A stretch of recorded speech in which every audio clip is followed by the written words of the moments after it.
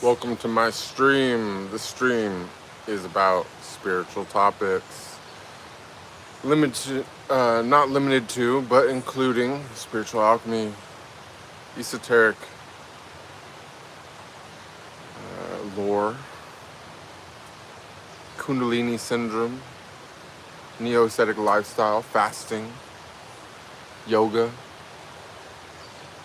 theology, religion, omnism, omnipresence, superconsciousness, and the great work in general. Today we'll be exploring whatever I put in the description, probably something about how to use advanced esoteric and ancient practices in the modern day world, how they can fundamentally change your consciousness and life in ways that allow you to escape the matrix and achieve sovereignty over the self. That being said, quick disclaimer while we wait for everyone to get here. I'm not a medical professional, nothing I say is intended as health advice. Any major changes you make to your diet or any other aspect of your lifestyle is something you check with the doctor about before enacting in your own life. Also not a financial advisor. Nothing I say is a recommendation for investment. That being said, I'm a law-abiding citizen, and nothing I say is a mission of guilt. Lastly, but not leastly, all opinions are my own, and in no way, shape, or form a reflection of the opinions of Google, YouTube, or any other network you may be listening to or viewing this on in the future. Welcome to my Sunday service.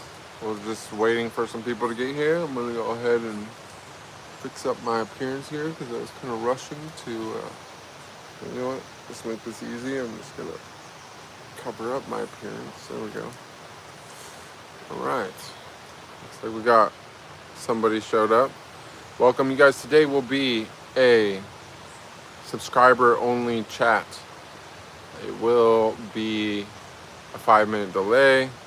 This is for your benefit as much as mine because it stops low vibrational people who are just doom scrolling through YouTube for entertainment purposes, and this chat is meant to be a deeper philosophical discussion on the nature of life, the universe, and everything. So if you're new here, make sure you subscribe, have a little patience. It will be a 5-minute delay before you can join the conversation, but if you stay subscribed, you won't have to deal with that in the future. Another quick note, there will be priority given to subscribers. So if you want to become a subscriber, your questions will be front of the line. That being said, looks like we finally got some people starting to get in here. It's a little bit slow. I was a couple minutes late, so it's probably partially my fault. Been making some updates to the stream and the way that we're operating. So, let me zoom that in. Whoa, got a little close up of the holy eyebrow.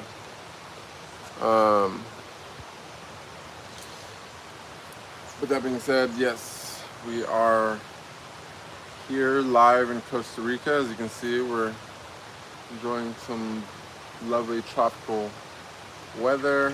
I have my four-legged companion here with me for moral support. And it looks like we got our first chatter. Tony, what's up, brother? How are you doing? Good to see you. What would you like to talk about today? I set the topic to be how to use ancient esoteric practices in the modern day life, but we can really talk about anything. If it's just a suggestion, I will be updating the description box and possibly the title after the stream, once we know where this whole thing goes. We had a really good stream last night. It was full of lore and we had a nice metaphor, handcrafted metaphor towards the end of the stream that I was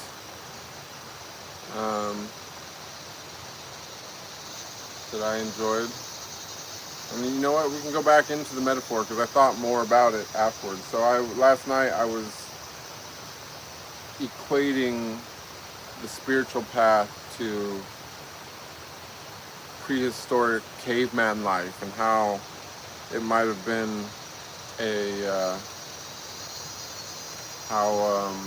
it might have unfolded naturally back in times before social engineering and the infiltration of the spoken word into society as a whole, right? Back when things were more natural. You could imagine being born and during the first chapter of your life, your parents kind of went and did the heavy lifting, made sure that you kind of helped you survive this, that, and the other. And one day, they weren't there and you were on your own, right? So now you're wandering, maybe through some unfamiliar areas. You never really know. One day you come upon a lemon tree. And so this lemon tree has at least some type of food. It's quite heavily fruiting. There's tons of lemons, more lemons than you could possibly eat. And so you sit down next to the lemon tree and you decide this is where you're going to live, right? And the lemon tree in this analogy represents a life of suffering, right? A life in the world that is given to us, right? Where we just receive that which is most readily available. Not only do we receive it, but we might even protect it, right? If somebody was to come try and take some lemons in that situation, you might even become violent and try to physically protect that lemon tree, not realizing that while it was providing your basic sustenance, it was also very bitter. And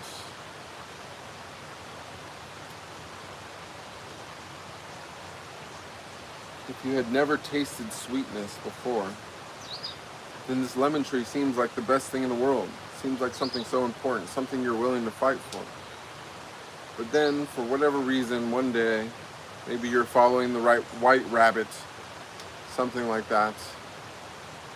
You take a path that you never traveled before, and something incredible happens. You see a tree with a single mandarin on it. That single mandarin is just right there where it's just ready for you to pluck. You reach up and you take the mandarin. It looks kind of like a lemon, but it's different, right? And you're like,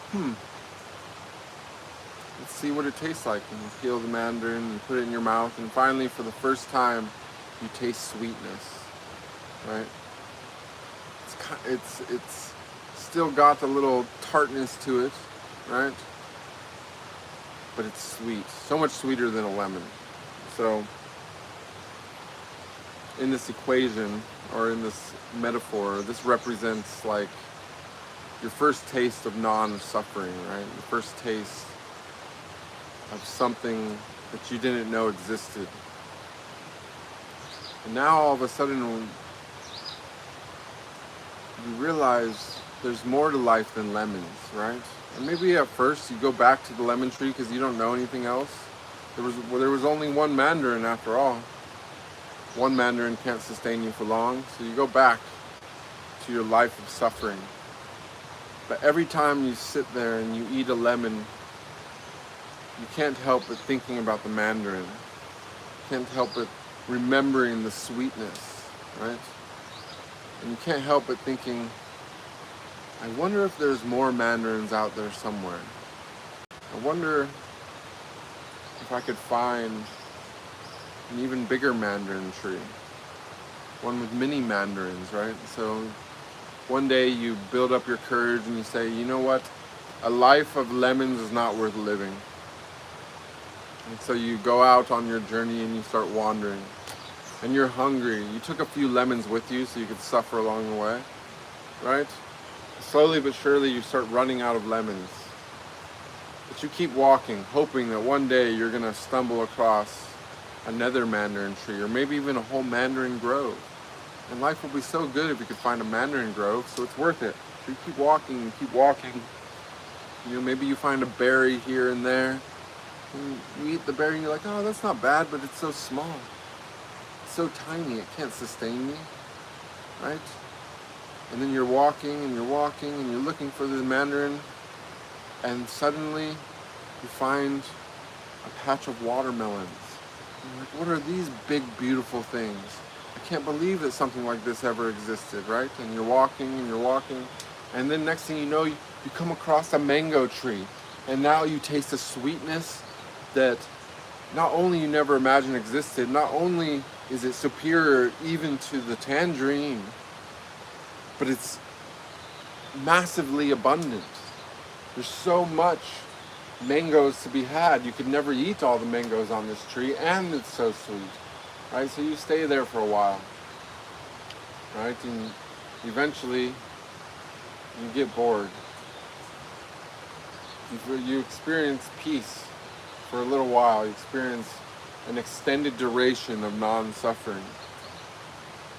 But then you start wondering, you're like, I tasted the watermelon, I tasted the mandarin, now there's mangoes, there's got to be even more.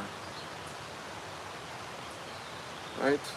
And then one day, you decide to set out on your journey again. But now the journey is through the desert. There was nowhere left to go except for through the harshest terrain possible, the terrain of the shadow, right?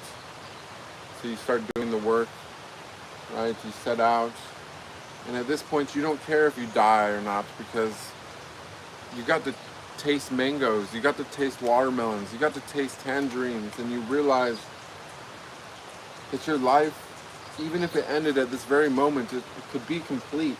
You got to taste the very sweetest of the sweetest things, right? And then you travel through the deserts and somehow you survive. You just keep surviving, right? Maybe every once in a while you come across a cactus. A cactus yields a little juice, just enough to sustain you. Keep wandering, you keep wandering. You come to a mountain, you decide to climb the mountain, right? Despite the fact that you have almost no power left. Your strength is dwindling, but you keep going, motivated to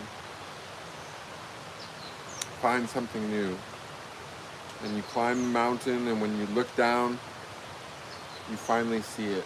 The fertile valley, full of all kinds of things beyond your wildest dreams. You get down into the valley, and the soil is so fertile that you realize that not only is there fruits and vegetables and all types of things that you can eat plentifully, but if you plant the seeds, you can make even more yourself. You can create your own fragrant forests of food and sustenance and sweetness, and you become the master of the valley, right?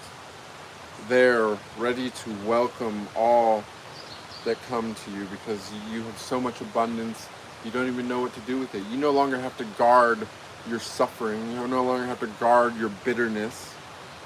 You can now share with whomever is ready to walk through the desert and come to your valley. Right? So that was the elaboration of the story that we started last night.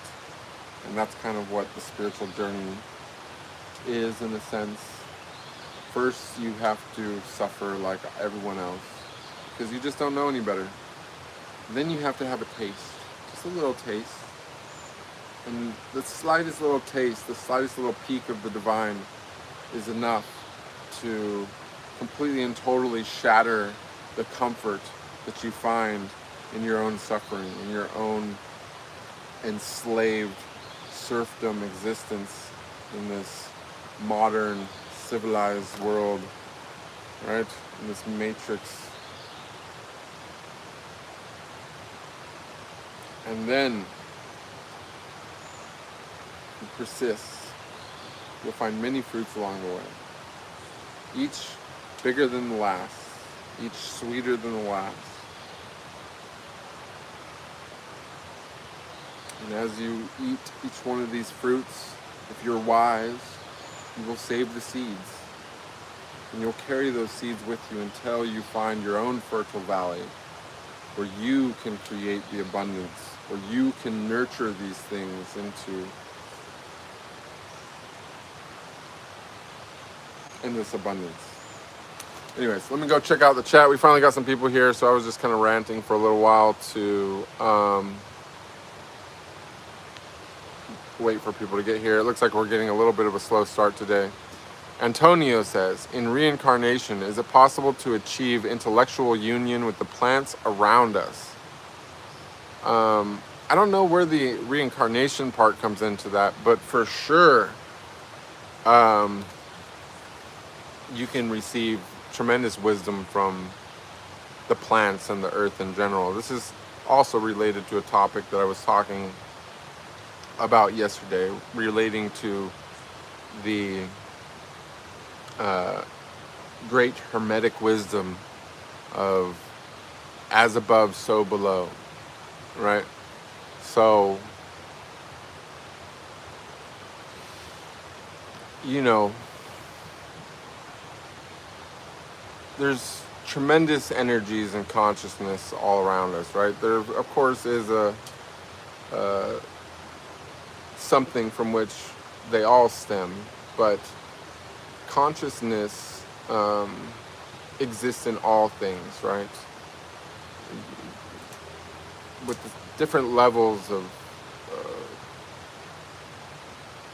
partition amongst the greater consciousness, right? So, like, you're conscious, I'm conscious, even the most degenerate and hateful people on the planet are obviously conscious as well to some extent, but they're just not aware, right?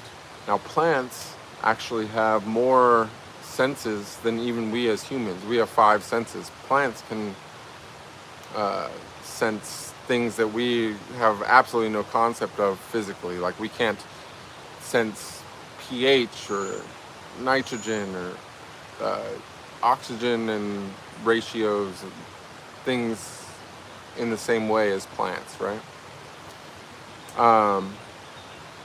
But the planet itself is a tremendous consciousness, right? As are the other planets in our solar system, you know, and the sun, so on and so forth, right? And it's just an expansive outward thing. Each consciousness is like a file in a computer, right?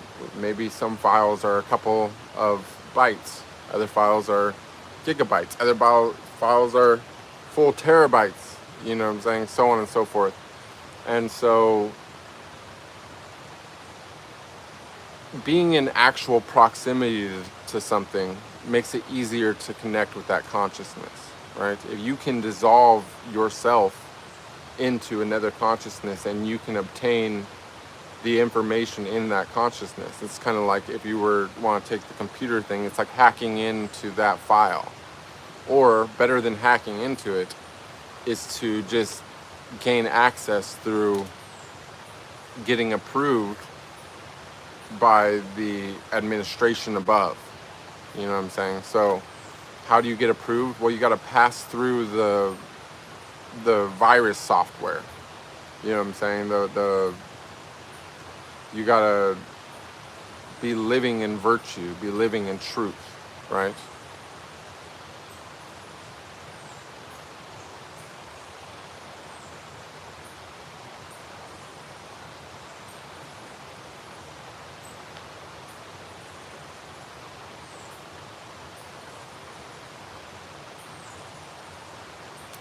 So, now, of course, like, you know, is this plant right here going to contain as much wisdom as, you know, a 200-year oak tree? No. The oak tree has seen more and it's stored more information, right? It's going to be more willing to give you its wisdom, right? If you're in alignment with it. But this is kind of part of what has been destroyed by, like, the Abrahamic religions, you know what I'm saying? Primarily Christianity, for example. You know, like paganism is a good example of opening downward, right? You can open upward, you can open downward, right? Or you could open both, you know what I'm saying, and merge that together. That's where the idiom "as above, so below" comes from. So, you know, there's just going to be completely different methods of doing that, and there are going to be completely different experiences if you achieve that. You know what I'm saying? So, people tend to want to demonize connecting with the earth, because when you connect with the earth, the experience you're going to have is that of the earth. And the experience of the earth is, it's beautiful, but it's also brutal. You know, it's also, it's the order from chaos kind of thing. Like, you know, it's the orgy of the food chain, of things eating each other and birthing each other endlessly, an endless cycle of movement of matter and energy. You see what I'm saying? People want, you know, in physics, they like to try to separate matter from energy, but in reality, there is no separation of matter and energy, right? Because, well, at least here on Earth, there's not, because matter is in this endless cycle. Everything from organic matter that's being consumed by microbes, and then by larger microscopic life, until eventually it's insects, and those insects are being consumed all the way up until it becomes a human, and then we die and our body goes back to the earth, right? It's still always moving. It's a type of energy, right? But the same thing is happening with, like, non-material things, rocks and so on and so forth. The earth itself is consuming these things in an endless cycle. So,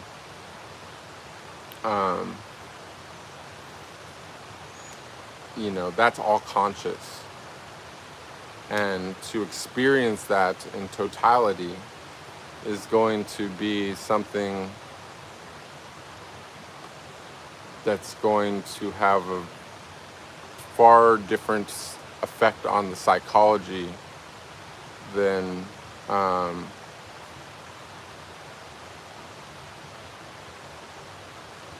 the opposite of that. You know what I'm saying? Than experiencing that which is all pervading and permanent. You know what I'm saying? The earth is, the earthly energies the downward energies are all kind of associated in some way with impermanence, right? That's kind of the key there, is to realize the impermanence of all things, but see the beauty in it. The beauty of impermanence versus the upward energies are, you know, immortal and everlasting principles. So, you know, but the real power happens is when we merge those opposites. When we merge those opposites, we get to take in a completely different understanding of the principles of duality, right? That opposites don't subtract from each other. It's the merger of those opposites that creates something new. So,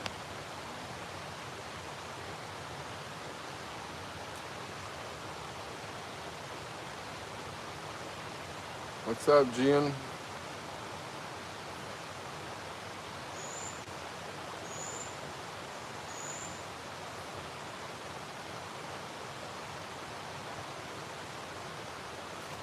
Thank you, Noi, for the super thanks, or the super comment, I should say.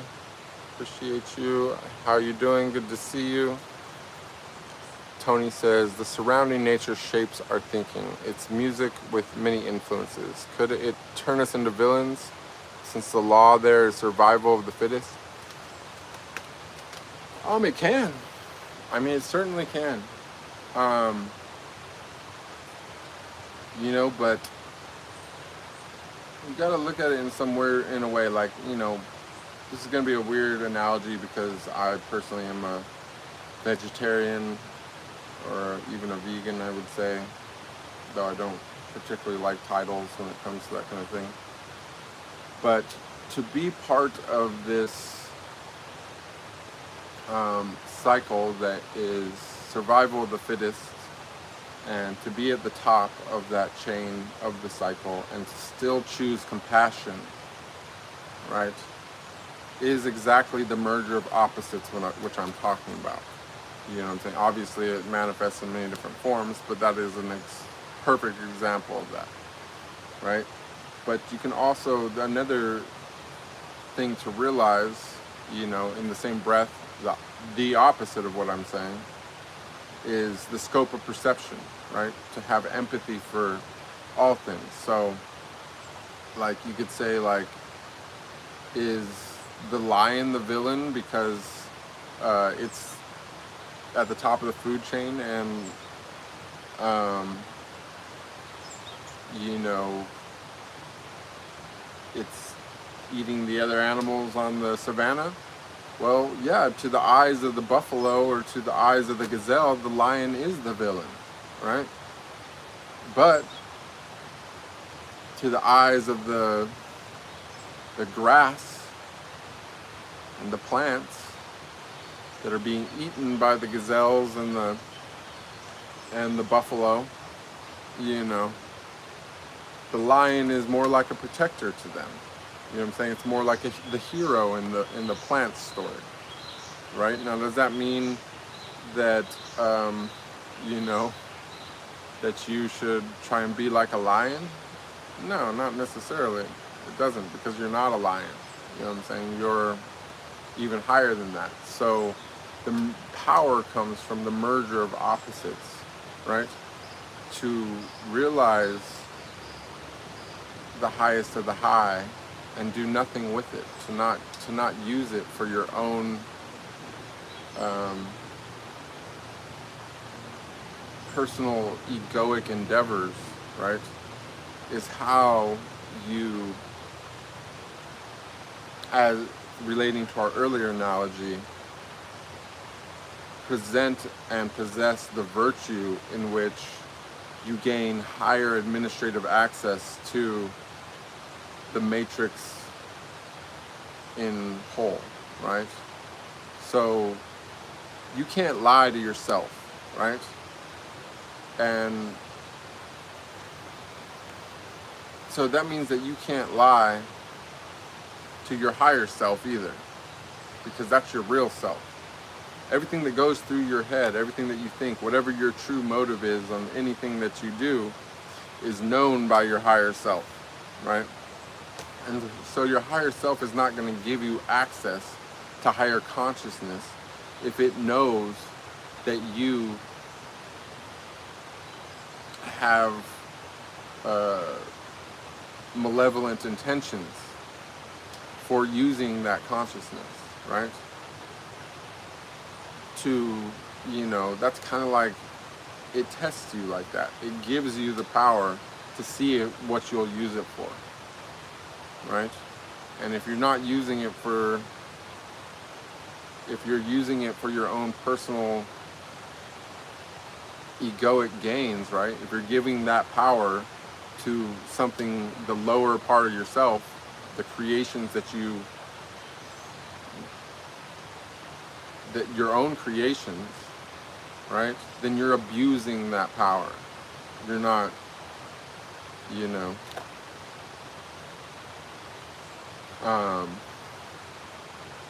so there's that.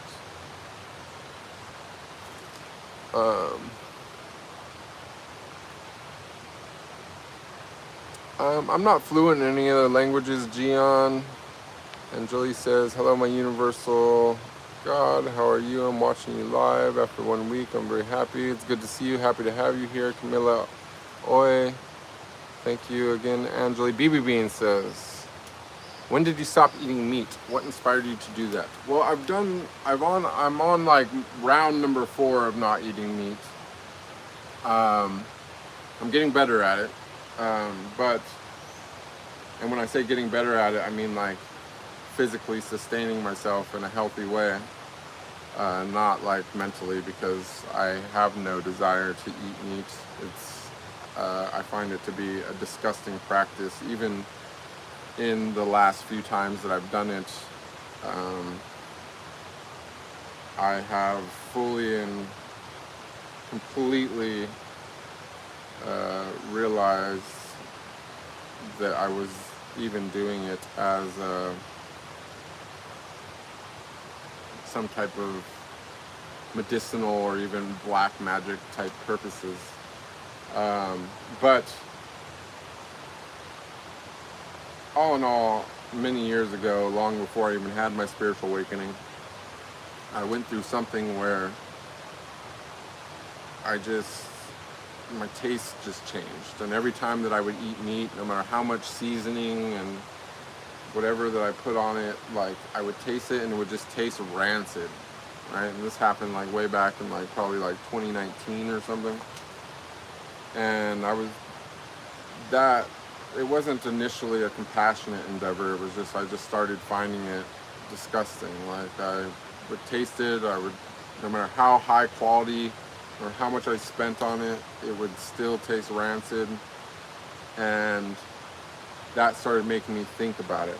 Started making me conscious about the action that I was partaking in. And I started realizing, like, I don't know when this thing died. I don't know what kind of life it had. I don't know, what kind of environment it was processed in, so on and so forth. And so I started researching, stuff about vegetarianism and things like that. Then, of course, I started stumbling onto the vegan internet. Slowly but surely, I started seeing videos of animals dying the most horrific, brutal deaths, screaming as they're wide-eyed in terror as they're headed towards their execution. And I just realized that it was literally the most disgusting act possible on the planet, pretty much, next to like pedophilia and things like that. Probably even worse in some way. And as a grand total, as a whole, it's definitely, I realized that of all things happening on the planet, worse than all the wars combined is the practice of raising animals to slaughter and eat them. It's by far the most disgusting thing and the worst karma for our species as a whole going on. But I didn't initially know how to do it. I wasn't eating the right things. I wasn't fasting, so on and so forth. And so the first round was like for 3 years. I went back to meat for a little while because I started noticing some health issues. They resolved fairly rapidly. I gave it another round. Same thing happened. And then I just realized that I was focusing on the wrong types of foods and things, and I was not eating enough living foods. And so pretty much it started like that, but in general, I think it's a really deep meditation, and not just even talking about meat, but just in general, eating anything is a fairly abominable act, right? To take pride and joy in food is a very low vibrational way of thinking, because all things are God. The realization of that everything is God, right, is also the realization that every time you put something in your mouth and you swallow it, you've taken God's creation and you've turned it into shit, right? And so by creating as little shit as possible, by turning as little of God's beautiful creations, the mother's beautiful creations, into shit as possible, right? You're taking a much higher vibrational stance on your basic requirements for sustenance, right? But if you want to really raise your vibration, you also take compassion into the equation, right? And you start considering the senses of the things that you're eating, right? And also, in the same breath, you can also look at it and take into consideration not only the amount of suffering that you're causing due to the senses and the potential for emotions and things, because let's face it, when something gets its neck cut, it's a brutal way to die, but it happens fairly rapidly. So the physical pain of it's not even close to being the worst part. It's the emotional trauma of knowing that you're going to die, right? Which all animals know when they're about to be slaughtered, right? And so when we balance the things, the potential for life, which is what we want to be eating, right? And we don't want to be eating death, because when you kill an animal, the moment that it stops having oxygen supply, the cells begin to die. The very moment that it stops having oxygen, the cells die. And so you're eating something that is already rotting and decaying to some degree, no matter what you eat, right? When it comes to animals, no matter how fresh it is dying, right? And the fresher it is, the fresher are the stress chemicals, the fear chemicals, and everything that was flowing through its body the moment when it died, right? And then on the other side, if it's aged or whatever, it's definitely already rotting. So it's pretty foul any way that you look at it. Then on the opposite side of that, you can look at things like seeds, right? A seed has basically no senses at all, and yet has all the potential for life to become an entire tree or an entire plant, so on and so forth. Not only that, but a plant produces thousands and thousands of seeds, a single plant. You know what I'm saying? And so not only is it the highest level of nutrition, even if you want to break it down scientifically and look at the contents of a seed, it's going to have more minerals, it's going to have more vitamins, it's got, everything, right? It's got full potential for life, right? Or you could look at something like a fruit, which is literally proof of the higher intelligence of plants, right? Just because something is non-violent doesn't make it a lower life form, right? The highest consciousness, even within humans, are non-violent. Like, look at the Tibetan monks that, you know, set themselves on fire and whatever, you know what I'm saying, rather than going to war. It's not a lower consciousness just because it refuses to be violent. It reacts instantly to being under attack. It becomes toxic. That's how plants respond to violence. They become toxic rather than seeking confrontation. But the highest level life form, the highest level intelligence that plants presents is the ability to create fruit, right? They encase their seeds in something that is both delicious and nutritious, right? And why would they do that? Well, because they have literally possessed the consciousness to realize that if they give something, right, alongside their offspring, that life, like humans, for example, will take those seeds and nurture them, right, in ways that they themselves cannot do it. They don't possess the mechanics to nurture their own offspring. And so they make a trade, right? They make something, they create something valuable, and they place their seeds inside of it so that life forms with hands and things can go and, you know, spread them. So, you know, basically it also goes back to what I was saying about yesterday, is doing all things consciously, not just consciously, but with conscious awareness about what you're doing, right? Just because, you know, you eat a piece of fruit doesn't necessarily mean that it's a bloodless act. Thousands upon thousands of things died in commercial farming to create that piece of fruit. If you're just going to Walmart and buying, you know, some genetically modified stuff that's been literally bioengineered so that it can resist pesticides that are going to be sprayed not only all over it before you eat it, but are going to kill hundreds of thousands of things in the process and completely taint the entire land in the area and for miles around it, right? Like when I was a kid in California growing up, there was insects everywhere. I used to love playing with bugs. You go to California now, you never see bugs. The only bugs you see are ticks that are probably engineered ticks to deliver diseases to humans. You know what I'm saying? Like the life at the fundamental level of life is dying. You know, the microbes in the soil are dying.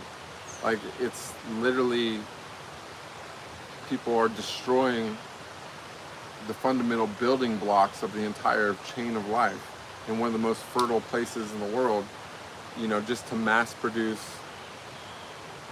food for incessant eaters, right, at a cheap price, right? But you know, when it comes to consumption, no matter what you decide to consume, the higher consciousness stance of that is to do as little as possible. It is impossible to eat without doing harm unless you're going into the wild and eating from a wild tree and going and planting its seeds and fulfilling, you know, your end of the arrangement with the tree that you're eating from, right? So conscious awareness about what you're doing in all things. You know, this even comes down to like wearing shoes. Do you know how hard it is to walk around in nature without killing anything? You know, but if you don't have shoes on, you'll at least know if you step in an anthill and you're trampling their city. You know what I'm saying? You'll know because they'll let you know. You know what I'm saying? If you step on a beetle or something, you're gonna feel it crunch under your foot. You step on a frog, you're gonna feel it under your foot, right? And so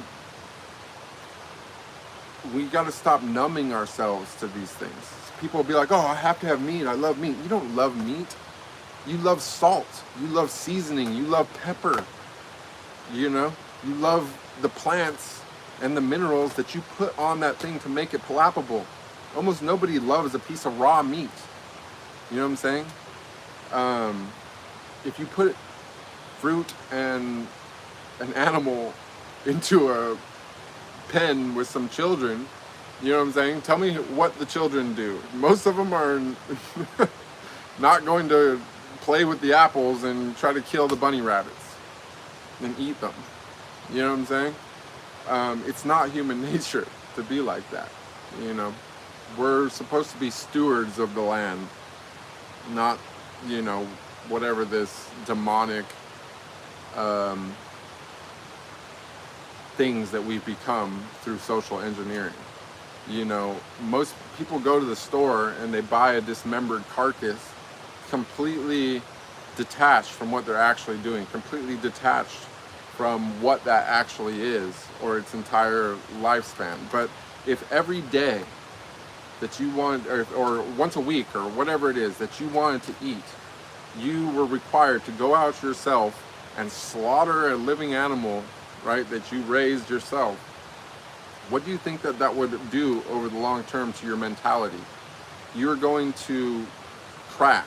You're not going to maintain, you know what I'm saying, a positive outlook towards life if every time that you went to eat, you had to cause death. You're going to be completely and totally conscious in a different way about what you're doing. You know, you raise a cow the same way that you raise your dog, you think it's going to act differently towards you? No, it's going to be your best friend. You know what I'm saying? Like, where do we draw the line? We draw the line with our cats and our dogs. A cow is going to be more domesticated towards you if you raise it next to your whole life than your cat is, for the cat people out there. So just consider that. But yeah, that's basically my take on the eating thing. Like, one of the best shadow meditations that you could possibly partake in is how disgusting eating is in general. Like, you're literally turning God's creations, you're turning God himself into shit, right? The other thing too is people don't, you know, coming back around to the fasting thing, most people don't realize how full of shit they actually are. The digestive system is much slower than people think that it is. And one of the main functions of this, you know, the natural way of humans is to be eating, you know, once every few days. We've been grilled to, or we've been trained to eat multiple times a day because one of the lowest vibrational things that you could possibly do is eating. It's almost literally nearly impossible to awaken to any substantial level if you are full of shit inside, right? If you're full of rot inside. This is literally known and mirrored in every single religion in some way, shape, or form. Every single esoteric system, like anything that's telling you other than that is a manipulation, right? By the people that want to keep you in the consume, obey, sleep mentality. If you want to be a sovereign person, then you consume as little as possible. Anyways, I'm going to go back and check the chat because I'm sure that got some reactions.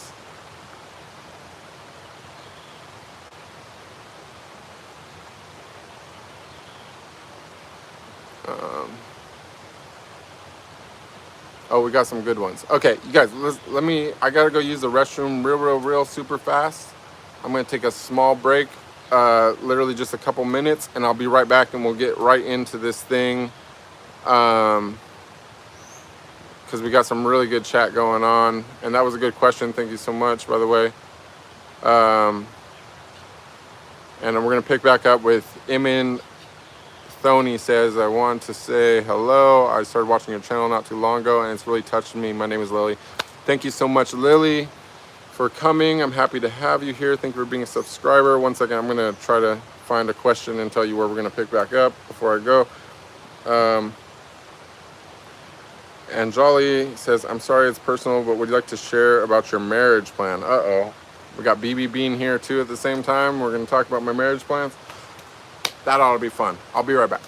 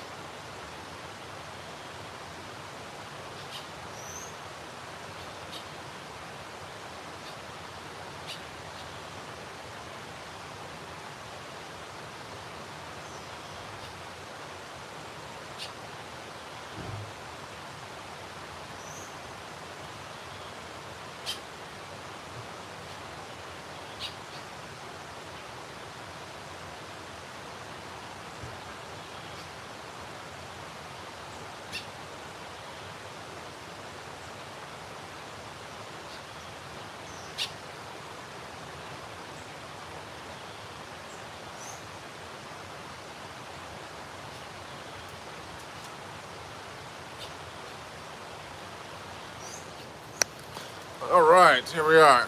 Sorry, see, I told you it'd be quick. So we got a pretty small little group today, but this will be fun.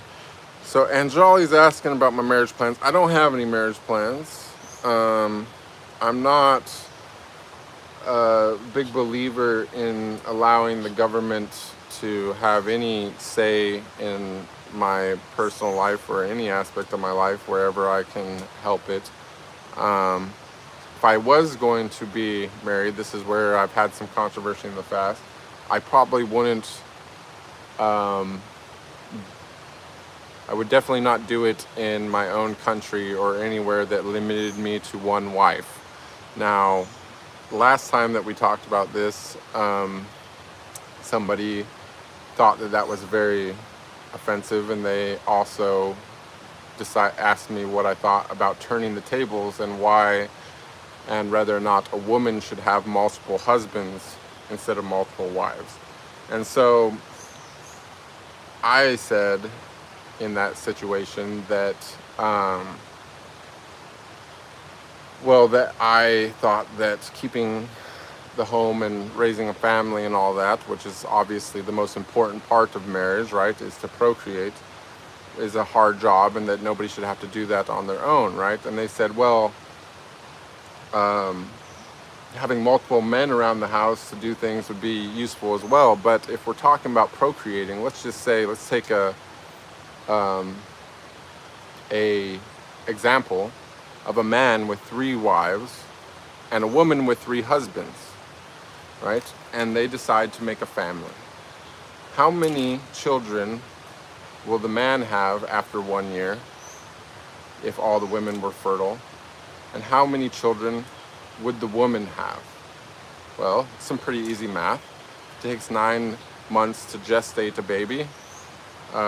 In 1 year, the man will have 3 children, and the woman will have 1 child, right? And that 1 child will have 1 father, right? And the other 2 husbands will be patiently waiting their turn to impregnate their wife to have another baby. Meanwhile, the man will have impregnated all 3 of his wives, and all 3 wives will be able to share the bonding experience of going through pregnancy together, and then all 3 wives will have 2 co-wives to help raise their 3 children, which makes a lot of sense, right? Instead of 3 men trying to raise 1 child, to which 2 of the men, it's not even their child. So the other 2 men will each have to wait. The second man, the second best of the men, will get to wait about another year before his child's born, right? And the third most beta man will be waiting at least 2 years, assuming that she's really ready to take it out. At the end of 3 years, she'll have 3 different babies with 3 different baby daddies at 3 different ages. The man will have already accomplished that in 1 year. He could stop there, and his wives will all have only had 1 baby, but those babies will both have 2 siblings, which is a healthy way to grow up with siblings of the same age, right? And if they were to persist, he'll have 9 children by the end of that, which is quite, quite a lot. So let's just say that you probably won't need to have 3 pregnancies each, which is quite hard on a woman's body. So by the time the 3 men scenario has 9 babies, I don't even think the woman would be alive. By the time she has 3 babies, she's already going to be in pretty rough shape, unless she's quite,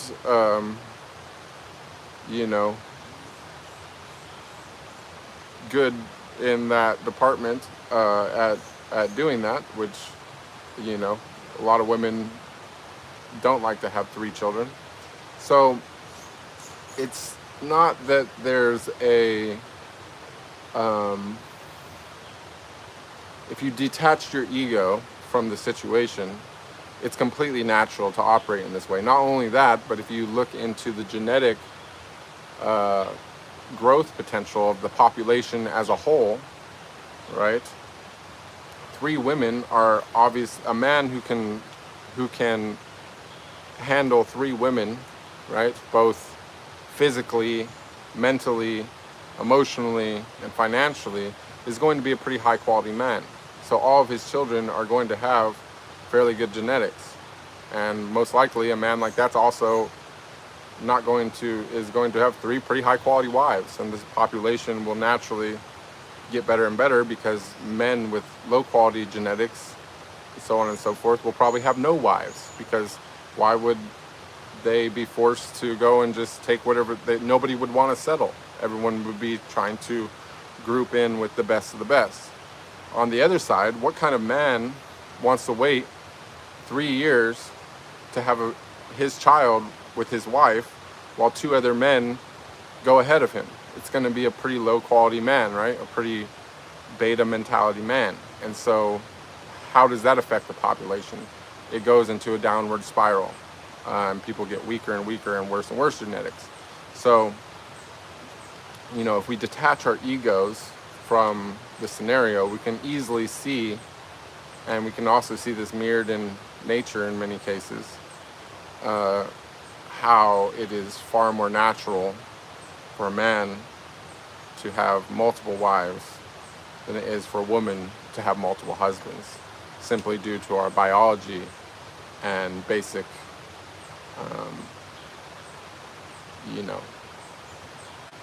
fundamentals of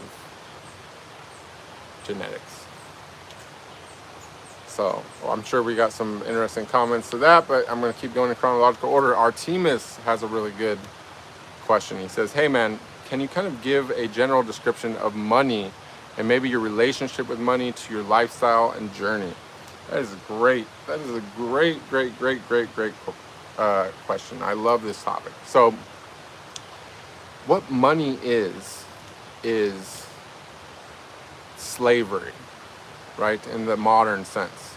Now, at one time in the past, when the United States was pretending to still have the inclination towards freedom, but during that time, let's face it, or at least most of that time, it wasn't actually free for everybody.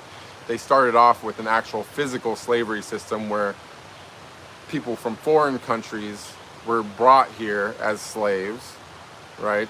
And other people got to be slave owners. And the slave owners used money that was backed by physical currency, right?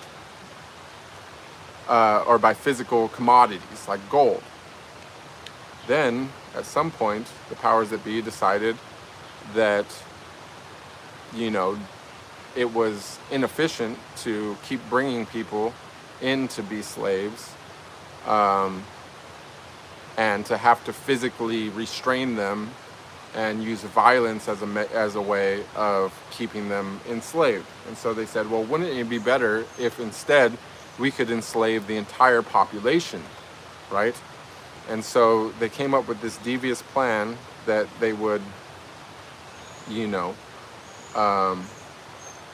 go to war, pretend to free the population that was currently enslaved, right?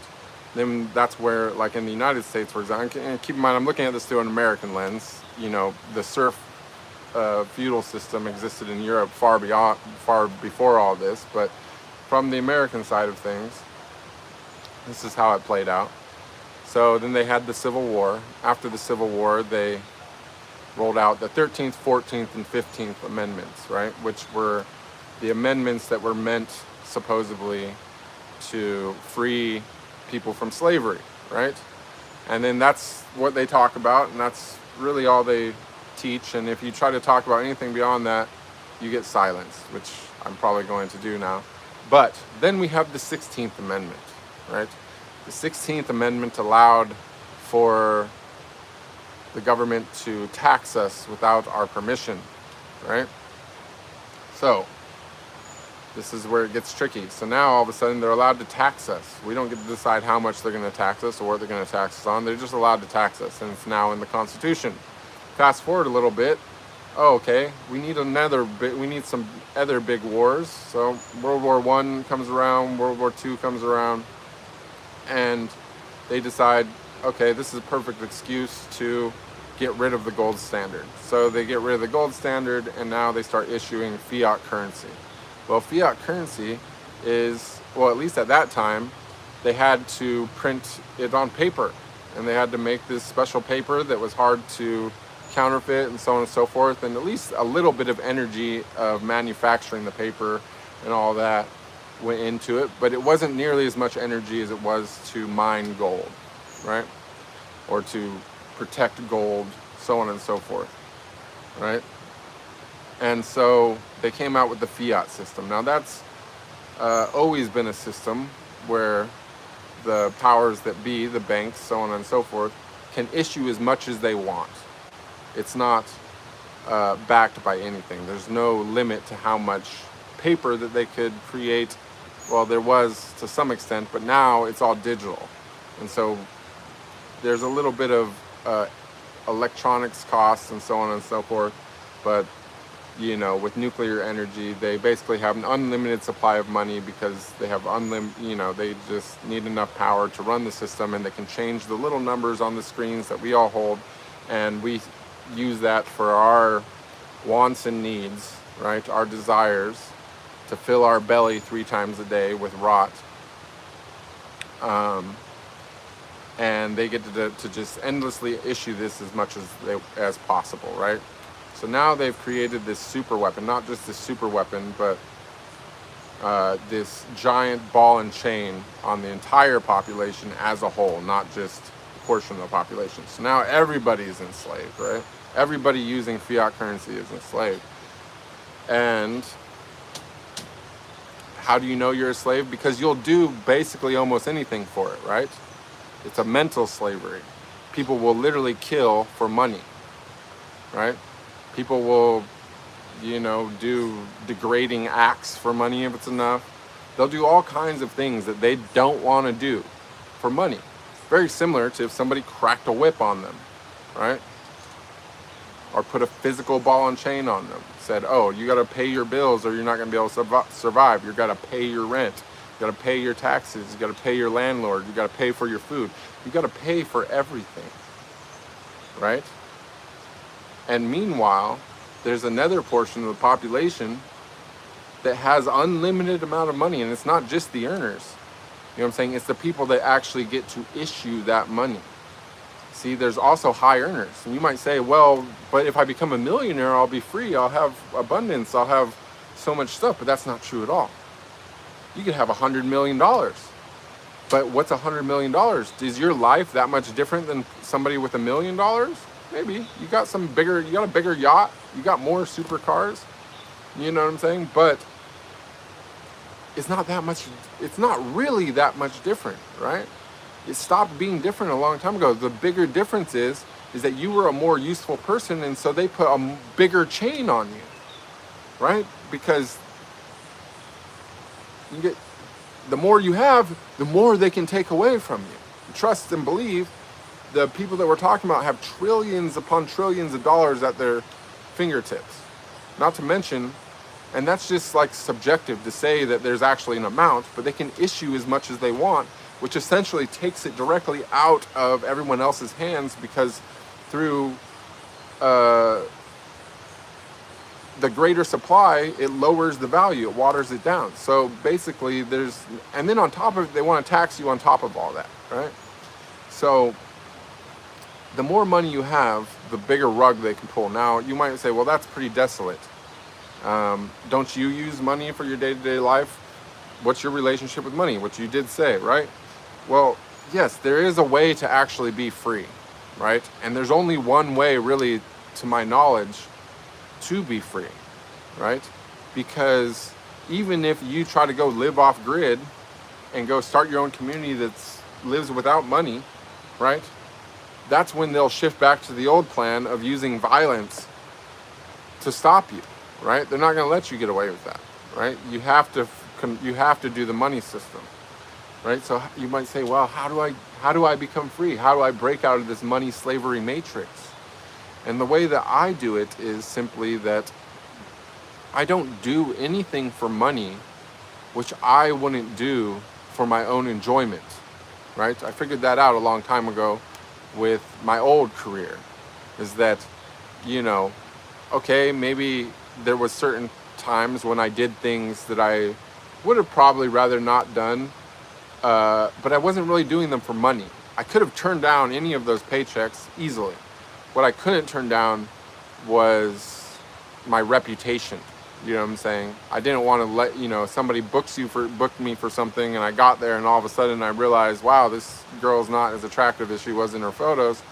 I couldn't make everybody else have a bad day and lose their money just because I wasn't into it. So I would, in those cases, have to go through that because I'm protecting something that to me was worth more than money. It was my reputation, right?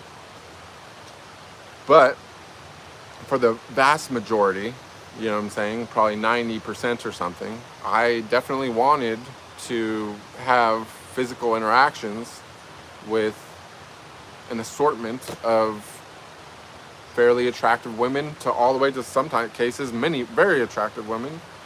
And I learned to enjoy the variety of it, right? So now through my spiritual developments and learning the fruits of an ascetic lifestyle, right? Of realizing that through subtracting and consuming less, right? That there are things that are completely and totally indescribable bliss, which can be attained through very, very, very humble means, right? That I've come full circle, right? To where I've had the riches and all the things that I learned to make through doing something that I absolutely loved doing, right? Like the best part of my day or week and month and so on and so forth when I was working in that was usually work. I was always excited to go. Now, was I always excited once I got there? Not always. Sometimes it was kind of a disappointment. But for the most part, I was always looking forward to getting there and to seeing what the day was going to bring. Like, maybe this was going to be amazing. Maybe this, you know what I'm saying? And it also worked sometimes the other way. Sometimes I was kind of like, I don't know. That doesn't look that great. And then I got there and the chick rocked my world. I'm like, yes, that was awesome. Do that again. You know what I'm saying? And that's freedom. Doing anything that you like to do, doing anything that you love to do, and it's supporting you enough to survive, that's freedom. That's absolute freedom. That's you finding your fertile valley, with our analogy in the beginning. That's you exiting suffering. You now can find the peace that you need to whatever. Now, if you take the other side of it and you realize how much of what you work for you don't need, you learn how much you can live without. You learn how much you can live without, and then in doing that, you learn what higher consciousness and the lack of consumption can actually imbue you with things that are just so much far beyond what the physical world can provide you, right? Now you've filled the other side of the equation. Now where I'm at in my own personal journey is bringing those two things together, right? Is receiving money only for things that I would do for free, right? Only things that I would do because I enjoy them. Allowing that to be my sole source of income, and at the same time consuming as little as possible and being absolutely consciously aware of everything that I consume, where it comes from, and what I'm actually doing. And when you can merge those two together, right, you're entering the true realm of the spiritual alchemist, right? And that's what this whole thing is all about. That's what we're talking about here. Is spiritual alchemy. How to first attain the divine, and then how to ground it into the real world. You know what I'm saying? You can't do it all at once. Or maybe you can. I don't know. I didn't. And what I've observed of other people's journeys, they didn't either. Right? It's a process. There's a process, right? As they explain it in the great work, you know, there's the prima, you start with the prima material. This is just the raw physical substance, right? That you're going to start working with on this journey of turning lead into gold, as they like to frame it, right? Then you go through this Nigredo process, the blackening, right? Where you got to cook it. You got to cook it down. You got to burn it, right? You got to burn out some of the stuff. You got to let it ferment, right? Go through the fermenting process, right? Then comes the Albedo stage, right? The whitening, right? Where you cook it down. You take this raw material, you cook it down, right? To this blackened substance, right? And now you start purifying it. You turn up the heat, and after it ferments, you start cooking it, right? Until it bleaches it all out, right? Until you start getting something, you know, you get out the parts you don't need, right? The ego dissolution and things, right? Then comes the yellowing, right? Now it's starting to catalyze. It's going through the process of becoming gold, so on and so forth, right? And then the final stage is the Rubedo stage, right? The crystallization, right? Letting it integrate into who you are, bringing it back into the 3D realm, right? After you've done all your magic, and letting it crystallize, right, into the philosopher's stone, so that you can understand wisdom. Because one thing to possess wisdom, it's another thing to understand it. You see what I'm saying? Because the intellect, right, is the direct antithesis of wisdom, right? You don't obtain wisdom from being smart, right? Smarty pants does a lot of stupid shit. You're thinking too hard, right? Wisdom gives you the wu wei, the effortless action, how to achieve more by doing less, how to finesse it. You see what I'm saying? And only through mastering the art of finessing it can you go full circle and bring back the intellect into the equation to create understanding, to understand why wisdom is wise. You see what I'm saying? Because you could be the smartest person in the world, it doesn't make you wise. You know what I'm saying? It makes you actually really fucking volatile. Excuse my language. So that's my relationship with money and my lifestyle and journey. Gianluca says, have you had problems with Spanish in Costa Rica? Not too much. No, it's I'm not great with it, but it's working. So we're making it happen. It's coming back to me slowly. BB Bean says, oh yes, factory farming is disgusting. I stopped eating meat almost 20 years ago. Taking iron, B12 supplements can help, and making sure you're eating complete proteins. Tofu is an easy one. Yeah, you know, I don't really even think in terms of protein. I think protein is kind of like one of those, you know, it's like a big marketing scam that they gave to us. I prefer, even though like I feel like I prefer the word life force when I think about what I eat. If I want to take a really scientific, physiological approach to it, the other thing I like to pay attention to is amino acids, right? Because what's a protein? It's just a chain of amino acids. But all proteins are not going to be equal. There's going to be a different range and a different skew of those amino acids, right? And so, you know, the big one that we got to make sure that we're getting if we want to maintain our muscle and stuff like that is leucine, right?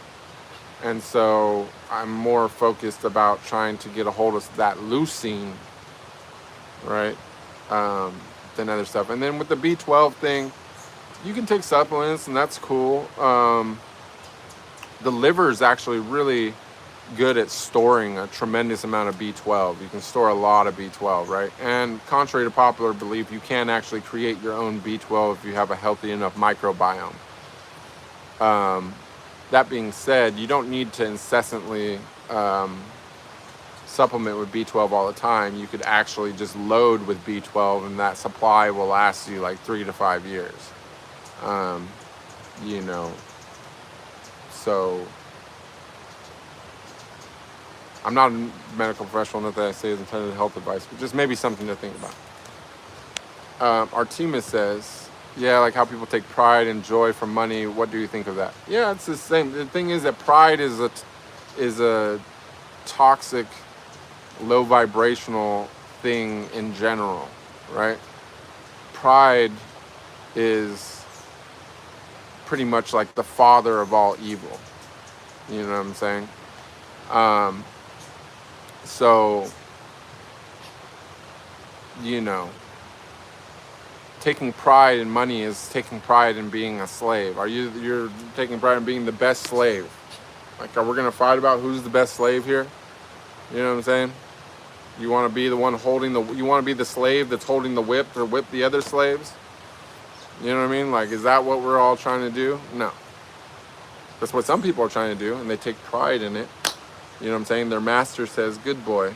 And they say, can I have some extra crackers?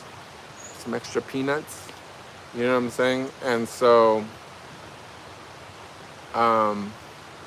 it's also a pretty, you know, it is what it is. You know, there's a saying that most slaves don't actually want to be free.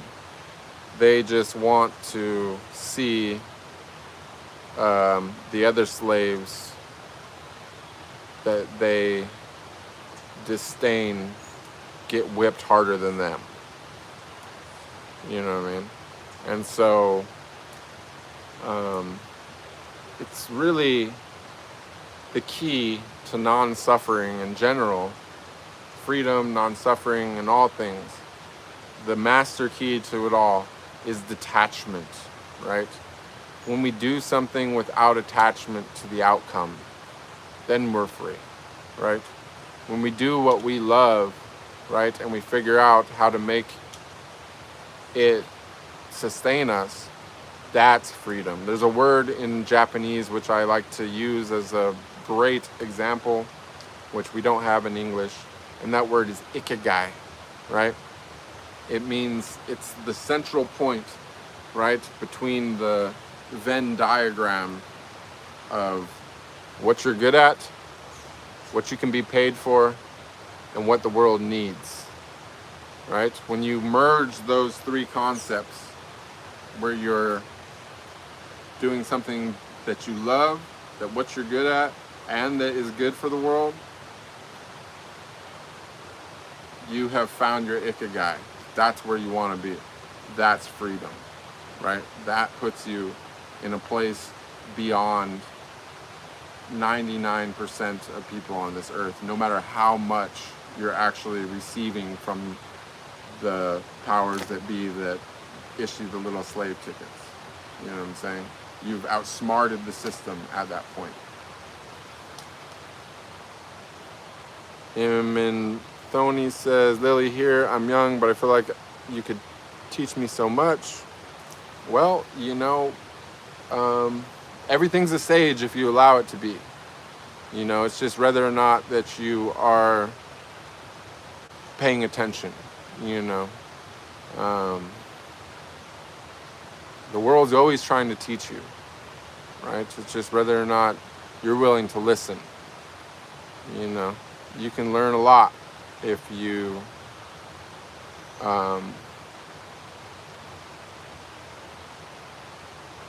keep an open mind. You know what I'm saying? So I'm happy to have you. I'm glad you're here, Lily. Welcome. Jamester, that was inappropriate, and you're out. Proax, good to see you, Maya.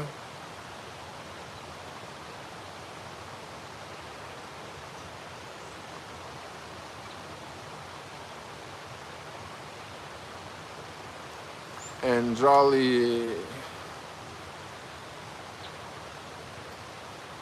No, I won't read his message. Jamster got blocked. Sorry. He can still watch. He's just not allowed to comment ever again for the rest of his life. So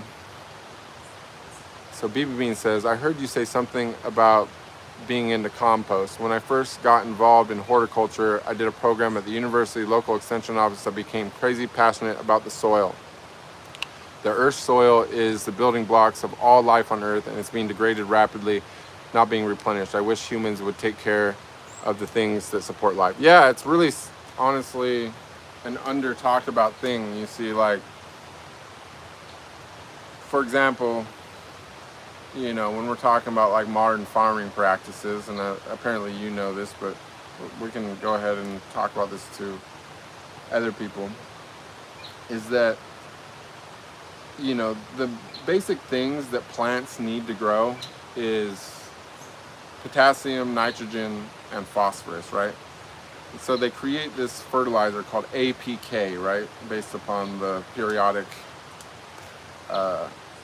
table, whatever, that's the code for those elements. And this process creates a lot of like byproducts as well. One of them is fluoride. And so it goes way beyond just the depletion of the soil. So they can grow big, beautiful fruits that look really nice, right? As long as the plant has its main things that it needs to grow, right? But plants also absorb whatever else is in the soil, right? They don't necessarily have to, but they do, because it's one of the beautiful things about them, you know what I'm saying, is that they extract things from the soil which we couldn't normally consume, and they bring it into themselves so that, you know what I'm saying, they can be part of this beautiful chain of life, right?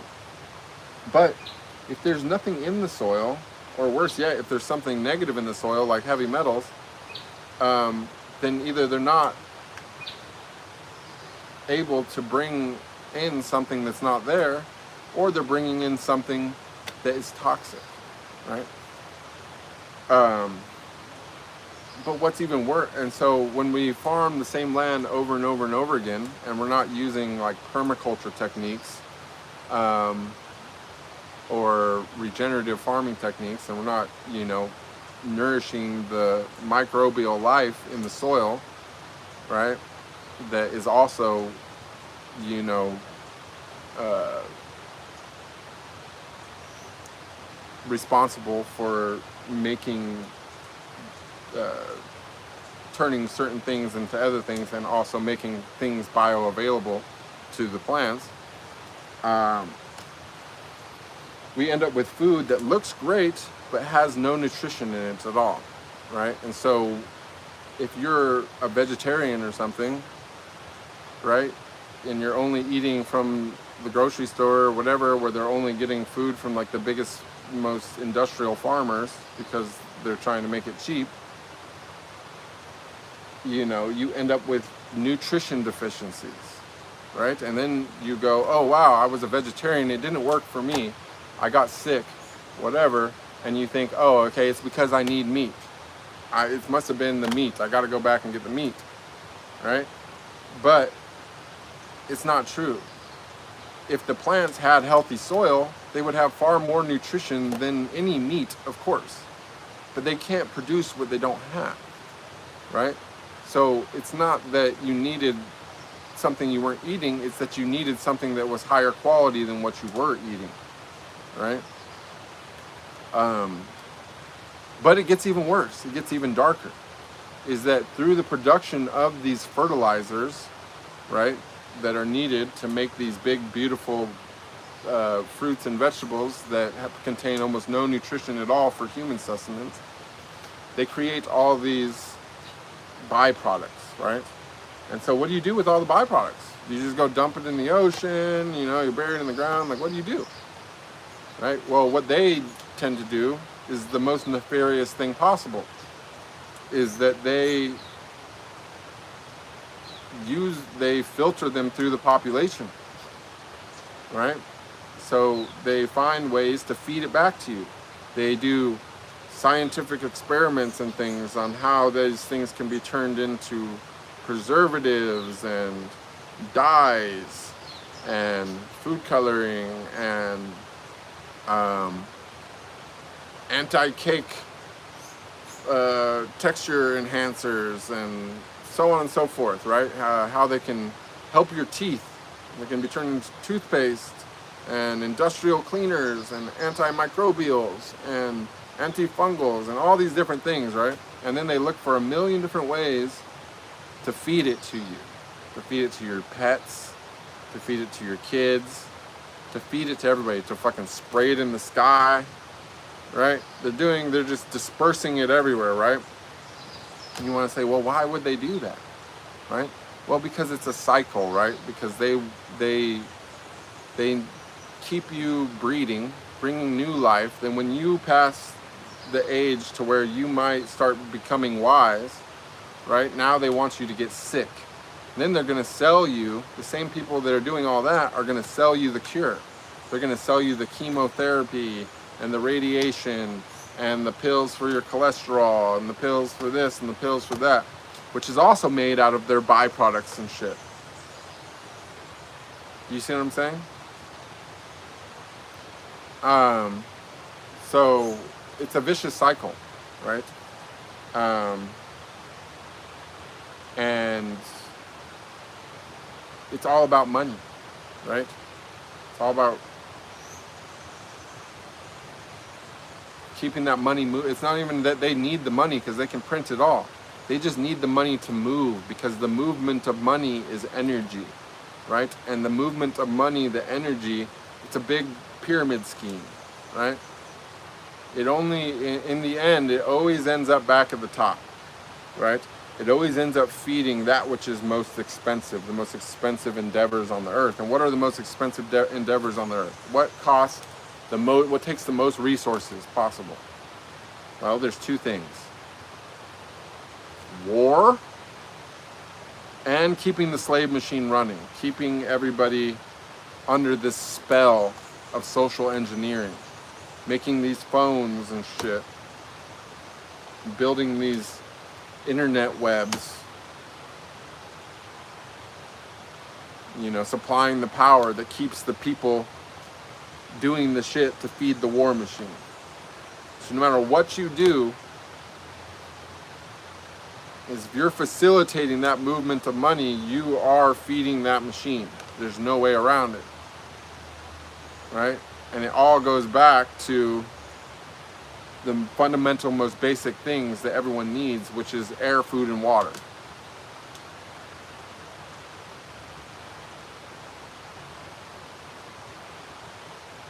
So, sorry, I didn't mean to get on it seems like such a dark stream today. We had such an amazing, I guess it's good to have both sides of the equation. We had such a nice, uplifting stream yesterday, and now I polarize. This stream is so polarized. We're going into the dark depths.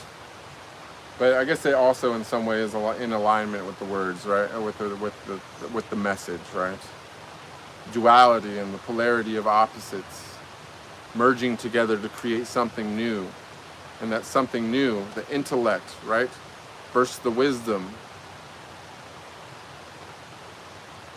creates what? Understanding. And through understanding, things can change, right? Wisdom says do nothing. Intellect says do more. Understanding teaches us to do less and achieve more by doing less. That's the merger of opposites. Anyways,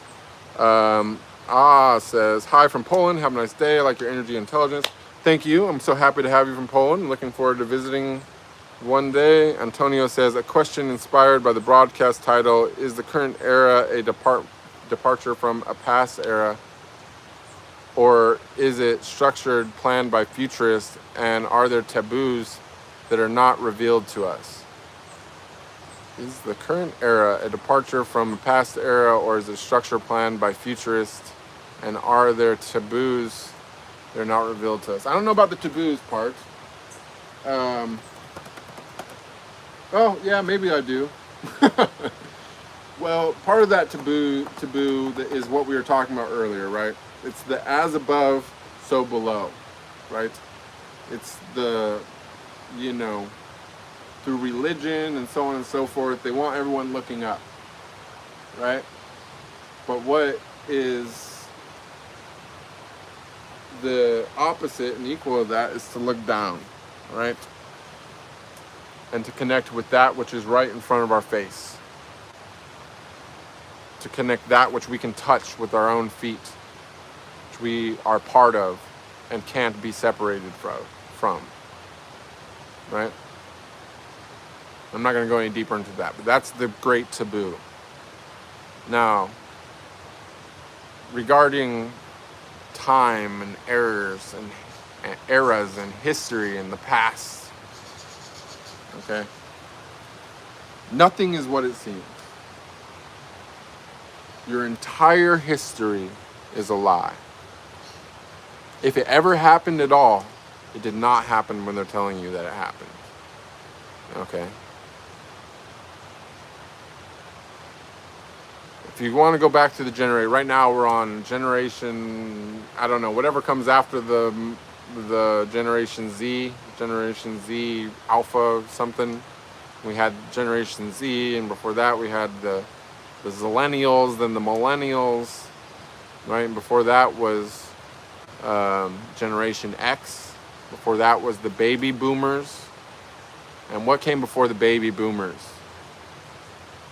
We're not even going that far back. This is literally our parents, our grandparents. Maybe our great grandparents at most. What generation is that, you guys? It's the silent generation. Well, what were they silent about? Were they silent by choice, or were they silent by design? Were they silenced? And what happened before that? Well, we don't really know. Somehow we want to believe that we have all these history books and, somehow the Bible survived and it's in perfect sync with our current date, 2026 years ago, Christ died, right? And we just happen to be so lucky. We just happen to be so lucky. So fortunate. Here we are, most fortunate generation ever to be here on the brink of the technological onslaught. Oh yay, AI is coming out. We all got cell phones, right? Like when I was a kid, they came out with the internet, right? Or the internet went public. They had already had it supposedly, but they came out with it. Now the public has the internet. We had the green computers, right? And at some point we all had cell phones, they were with numbers, and they came out with texting. And then I remember when I went to prison, we had they had just came out with cameras on our little phones that just had, T9 texting. And when I came back out, they were on iPhone 4 or something. Oh, what is this crazy technology? Right? Everything was different. They had MySpace, soon after Facebook, so on and so forth. We're so lucky. We're so fortunate to be riding this wave of artificial intelligence. It's going to be making our life so much better. Right? We have all this history that's barely survived. We think we know what happened in the past. We don't really know.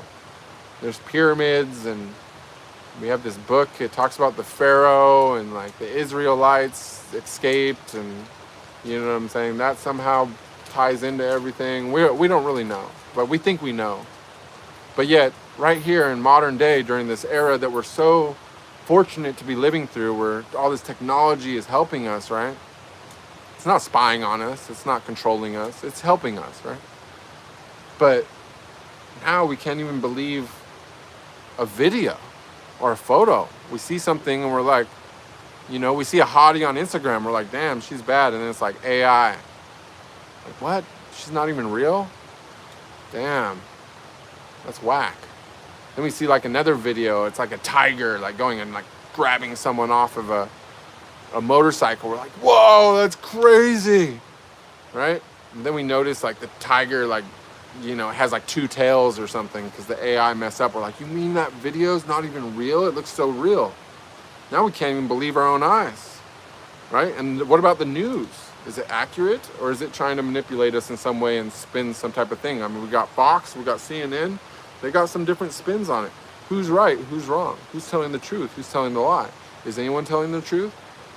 Right? We can't even believe our own eyes. We don't even know if the AI is real or not. We see a video, we don't even know if it's real or not. But that's all new technology, right? That's new. We're just lucky we happen to be alive during this time. But we go back to our great-grandparents' generation. It was the silent generation. They didn't have nothing to say. They just lived through the invention of the television. We don't really know what our great-great-great-grandparents were doing. We have no clue. Grandma said that it was like this. Grandma told us this about great-grandma and great-great-grandma. We're so lucky. Right? People only live 80, 90 years at the most. You're really lucky if you live 80, 90 years. We're so lucky. There's nobody living 1,000 years. That's crazy. Nobody would do that. Nobody can do that. We're just... Death and taxes. The only thing that's unavoidable is death and taxes, you guys. History. All goes back to Rome and Egypt. Then we had the Dark Ages. We don't really know what happened during the Dark Ages. But if you scroll back to the 1500s in your iPhone calendar, there's 10 days missing for some reason. We don't know why. Where'd those 10 days go? Some months have 31 days. Other months have 28 days. Other months have 30 days. There's only 12 in a calendar. There's only 12 zodiac signs. It's not 13. There shouldn't be 28 days in a month. It shouldn't be equal. I wonder what year it is. Is it 2026? What do you think?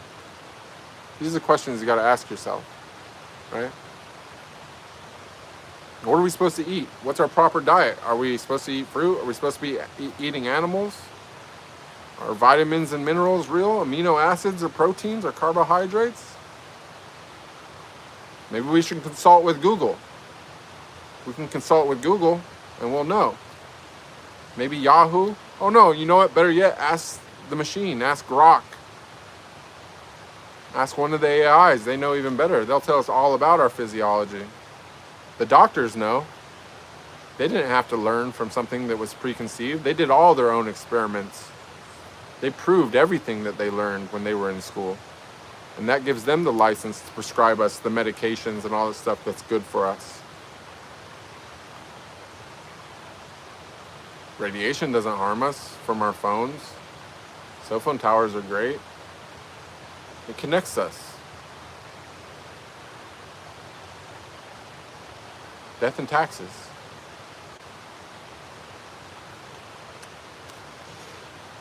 Anyways, so BB Bean says, why do you think the point of marriage is procreation? Isn't the point of marriage love and connection? So why would third husband be beta? Shouldn't he be supportive of what the woman he wants loves? BB Bean, I explained myself so thoroughly that there is no way for this conversation to continue. If you think there's nothing beta about the third husband, I got news for you.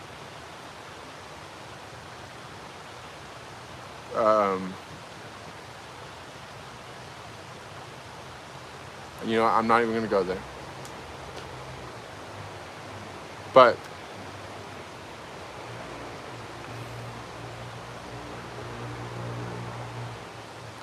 BB Bean says, actually, okay, this is a little bit more grounded.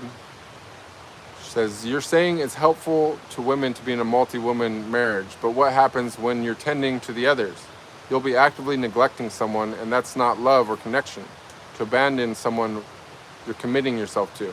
Well, the thing is that in a normal relationship, I'm just going to speak for myself. I'm not going to tell others to do as I say. I'm just going to consult with my own tendencies and so on and so forth.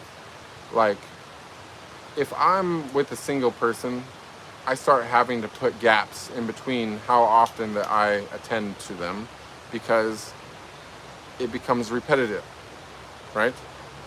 if I'm in a polyamorous relationship, or in no relationship at all, but seeing many women, nothing as a man invigorates me more than knowing that I have the ability to not only tend to multiple women, but to tend to them better, even giving a fraction of my total, than basically any other man that they could ever have, even having 100% of them. Now that's a big ego thing, and I'm like ego talking, but it's also something that I have to accept as reality to be true, because this is just who I am as a person. This is my claim to fame.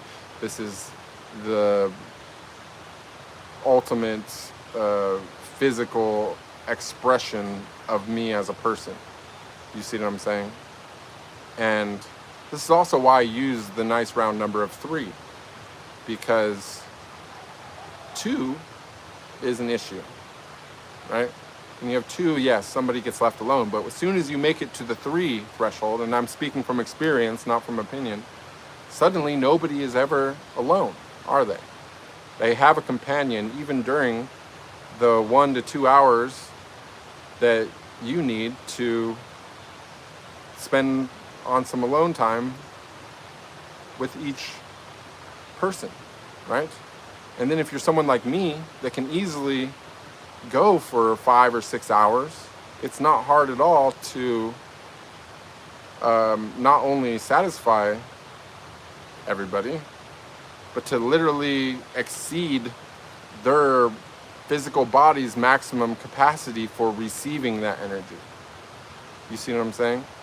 What you're speaking about is ego, right?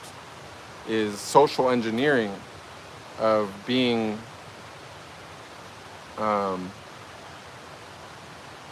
emotionally attached to possession. You see what I'm saying? You want to possess somebody, right? You don't want to be devoted to somebody. You want to possess them. You see, like for me and someone in my position, for example, not only am I able to take care of multiple, but I am able to do it better than I can to a single, because A, it makes me, like, I like what's new, and so somebody in the cycle always gets to be new, so it stays fresh, it never gets old, right? It allows me to operate at my highest potential with the least amount of total exposure, because I'm not out there in the wild just, you know what I'm saying, in an endless, non-ending cycle. It's at least in a cycle where I can also have devotion. Then on top of it is, given my past career, for example, let's just say I did go back into that, or I was still into that. Do you think that I am able to financially provide better if I am doing the same thing with the same person over and over again, or if there's a little bit of variety in my mix? I guarantee you the people that are subscribing to that are going to be more subscribed. There's going to be more subscribers to the variety than there is going to be to the singular same thing over and over again, in the same way that my own mentality is going to also start feeling repetitive, and it's going to become less subscribed, to where I have to trade out variety for abstinence, right? So I get into there's a situation for me personally where it's like, okay, I can either, you know,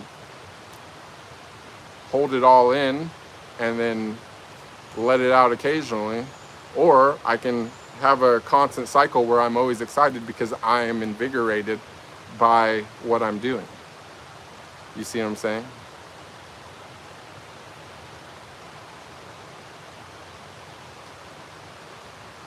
It's not abandonment at all. Like if somebody needs 24/7 care, then they're a dependent. They're not a partner. And BB Bean continues, says, not all men care about being a father. They can be married and unconcerned about impregnating their wives, or even unable to.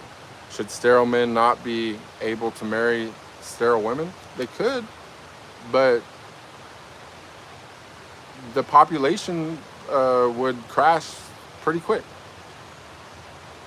So You know what I'm saying? If we're taking considerations beyond our own selfish personal needs, and instead we're, you know, trying to continue existence, right? It requires sustainment. You see what I'm saying? Now, don't get me wrong, I'm not a populist or whatever, in the sense of, I do believe that the world's biggest problem currently, you know, like as I mentioned earlier, the abomination of the consumption cycle, right? And one of the reasons why that's such a problem is because of overpopulation. So, you know, it maybe during the current stage of life,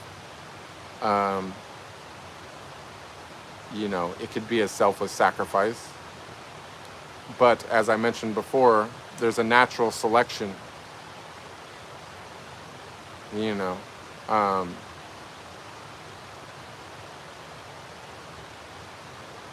It's a self-solving solution in one side versus it's just doesn't work in any way, shape, or form on the opposite side. You know what I'm saying? It's People says, as an aside, I'm not offended by the notion. The logic is just flawed. It only works because you present it to people as monolith, all have the same wants that you do. I didn't present it like that. I specifically said, very specifically said, speaking from my own perspective, I'm not saying do as I do. I'm saying this is how I do. You know what I mean? Artemis says, yes, this is my question. I'm listening. Thank you. You're welcome. BB says, it's fine. You want what you want, but I don't agree with you presenting it the way you do, or as natural, when whether humans are monogamous or not is debated, but many animal species are. Your logic of max procreation could work with them, yet it doesn't, because relationships aren't based solely upon procreation and emotional beings, disregarding lawful marriage just in a spiritual sense. But that's an opinion. Says, how can we raise a new generation that rejects the trap of easy internet cash like OnlyFans? We need a culture where knowledge and intelligence completely replace the online pathology that is brainwashing and feeding off our kids. That's true. And, you know, if we want to talk philosophically and all that, you're absolutely right and accurate, 1361. But sadly, we have already proven to be bad stewards of this planet, and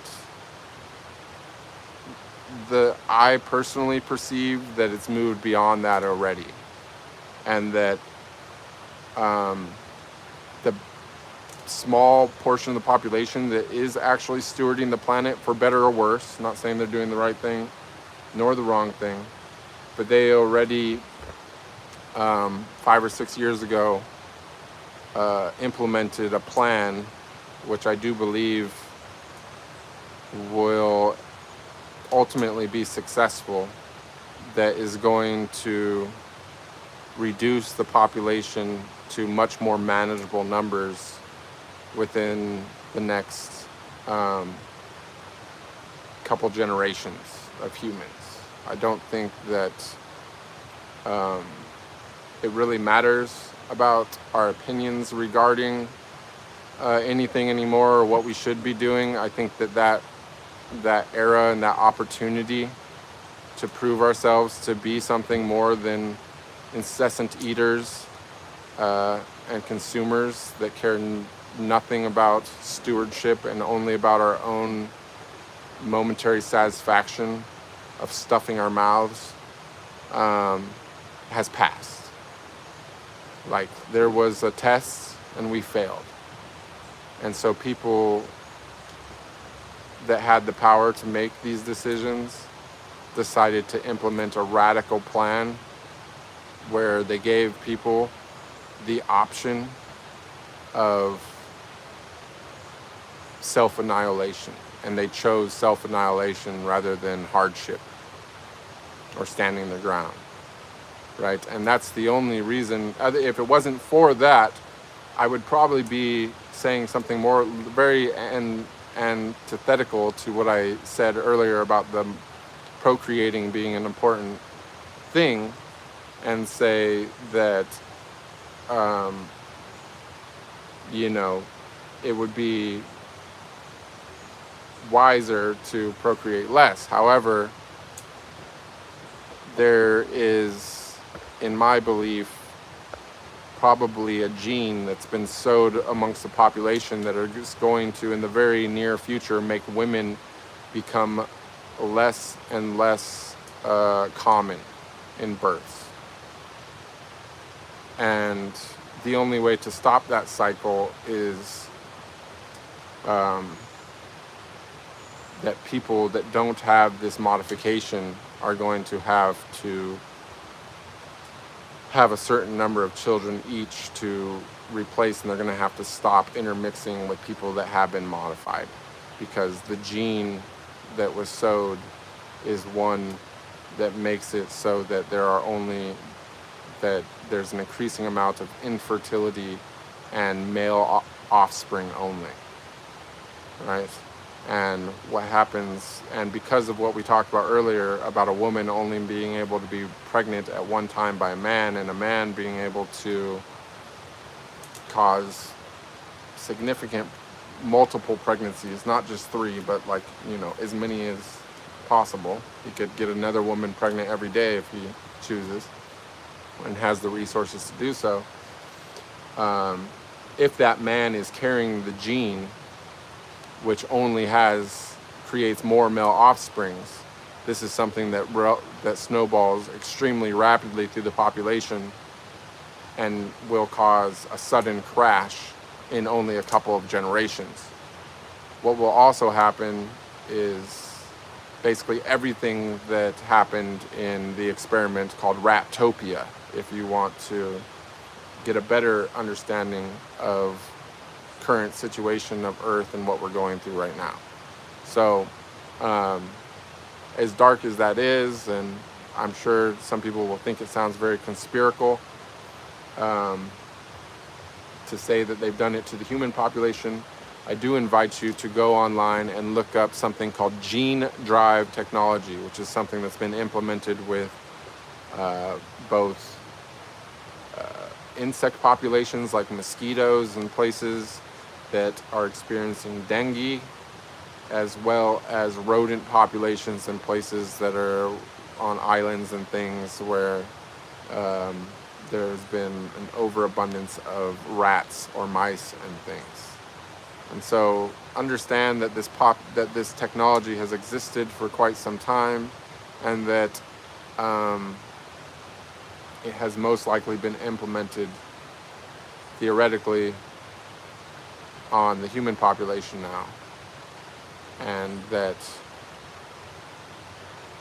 it's only a matter of time before there is a very, very different world which we're going to be living in. And so, you know, unfortunately, the amount, because of the nature of this modification, the amount of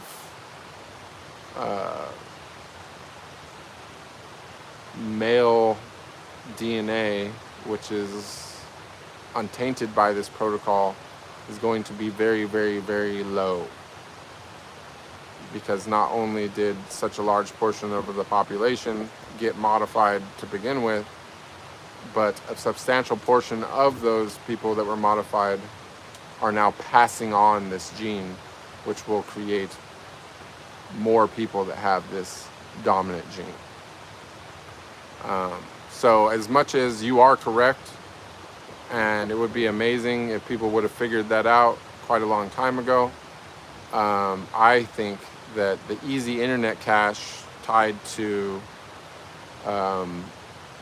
things that promote the easy success of attractive people is partially part of the grand engineering process to try and keep or engineer the future population to be more attractive, because we're about to enter some pretty turbulent chapters of humanity in the relatively near future. People Bean says, by that I mean obviously animals don't get married, but I would consider monogamous animal species to be married in a spiritual sense, total commitment to their intimate partner. So like penguins, or what else does that?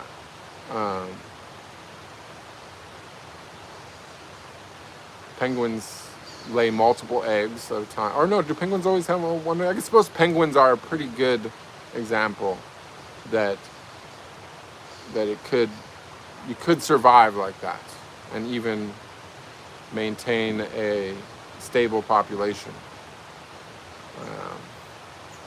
So yeah, props to the penguins being monogamous.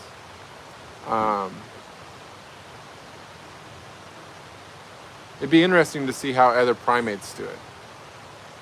You know what I'm saying? I don't really have that information. I guess we'd have to look into the science or the studies on that if we really wanted to have a better comparison. I think that it's hard to compare ourselves to penguins, though I suppose as far as birds go, they definitely would be the best example, because they neither fly nor lay multiple eggs at a time, which is pretty interesting. Definitely the most human-like of all the birds.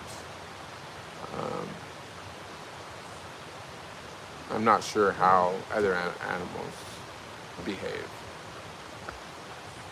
but that being said, Artemis, let's see, Lily Hill, thank you for giving me such a good morning. You're welcome. You're welcome, Artemis. Noy says, need to excuse myself for not feeling well. We'll watch the recording. Good day, Bruce. Much love. Maya says, the quality of the kids matters more. Imagine 3 fathers, 3 times more food, 3 times more protection and care. Well, I mean, I'm going to go and say that I disagree 100%. I think possibly also too, I mean, is 3 times more food necessary? I mean, are we... It's pretty hard to imagine that any highly productive man would want to share with 2 other men. And it's very easy to imagine how 1 productive man could outproduce 3 unproductive men, right? But it's all through the scope of perception. You know what I'm saying? It really just depends on, you know, what part of the self are you using to make this evaluation? Are you using the ego? Are you using the intellect? Are you using wisdom? You know what I'm saying? Each one of those areas of the psyche, right, can produce completely different results. However, the most superior part of the psyche would be through understanding, right, rather than egoic patterns that are biased. You know what I'm saying?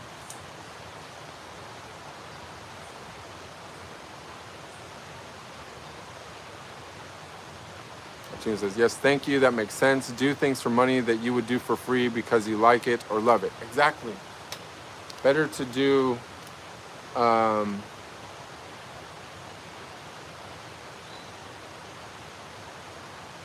You know, that's like equal to what? That's freedom. There's no other version of it. That's freedom. It's the only freedom we get. Do what we love. Do what you love. Don't worry about how much you get from it. Just do it till you become so good at it that things naturally gravitate to you because of it. You know what I'm saying? There's no need to strive. Just find out what you love, make it your craft, and master that craft.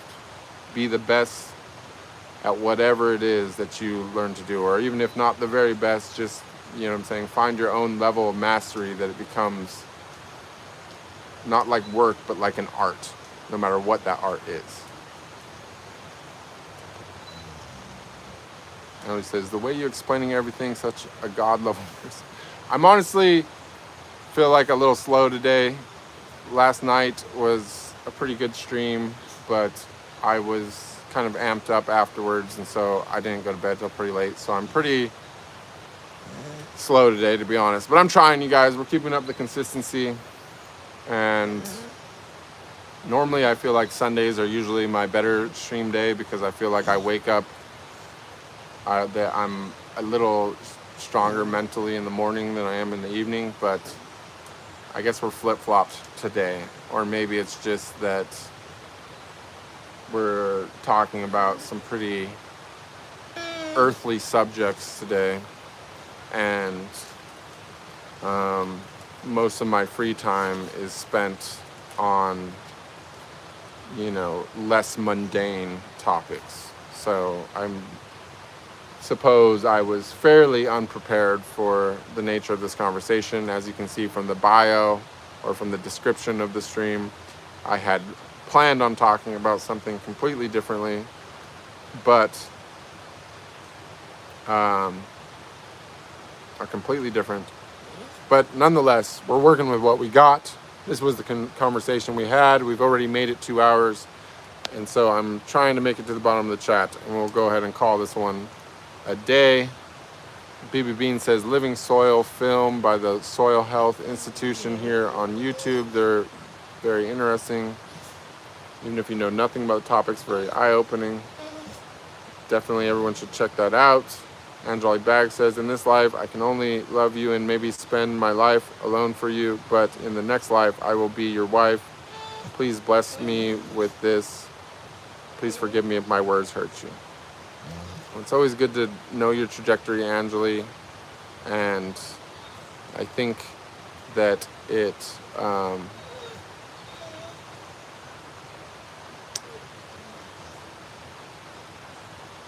that it's always best to stop. Try and stay grounded within. Sam, stop, dude. Sorry, guys. The dog's trying to knock over my... Stop it. You know what you're doing, dude.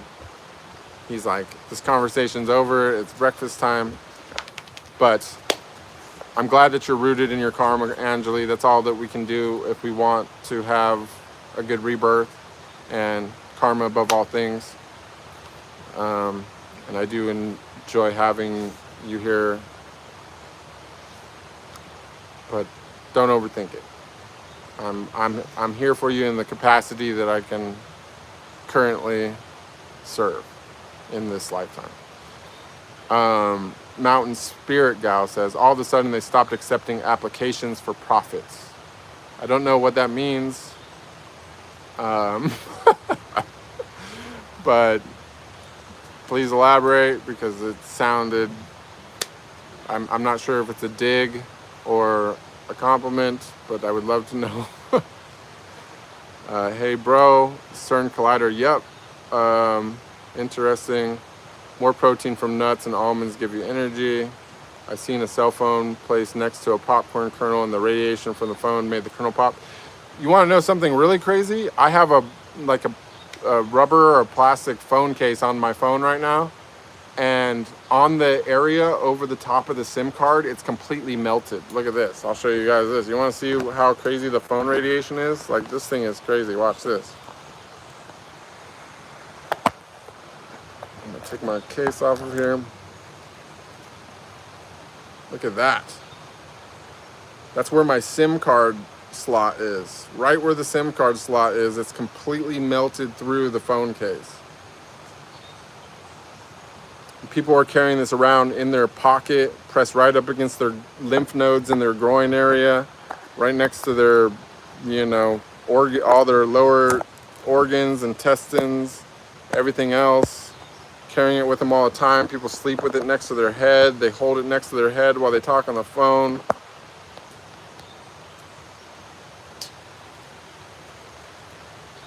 Scary stuff, you guys.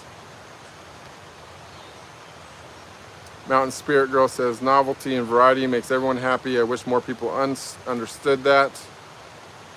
BB Bean says, you challenged me yesterday that we shouldn't have concrete beliefs, but you seem to have incredibly complex beliefs that don't change with new information you don't agree with. It's just that I can't see reason in something that has zero reason other than the rooting in somebody else's ego. There's nothing logical. There's nothing wise, and there's nothing rooted in understanding about what you're saying other than the understanding you have about your own ego and your own emotions, right? And those emotions you are identifying with completely. You see what I'm saying? Like, the emotions are a compass.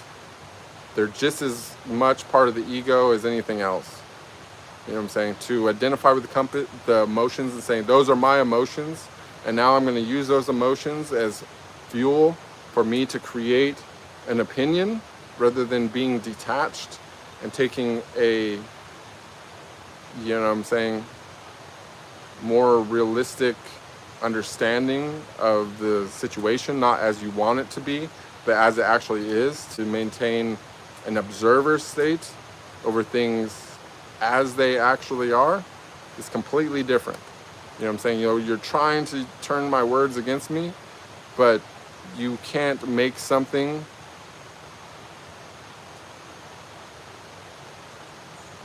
what it's not.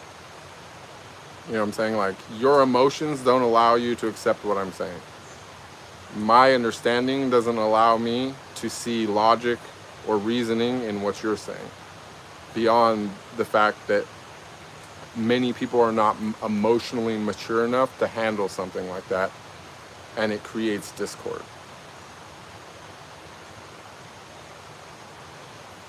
BB Bean says, on the topic of easy cash like OnlyFans, I don't think we should be vilifying those who go for easy cash, which isn't actually so easy. Yeah, it's not really that easy, to be honest. BB Bean says, why is the conversation never redirected to those creating a market for those things?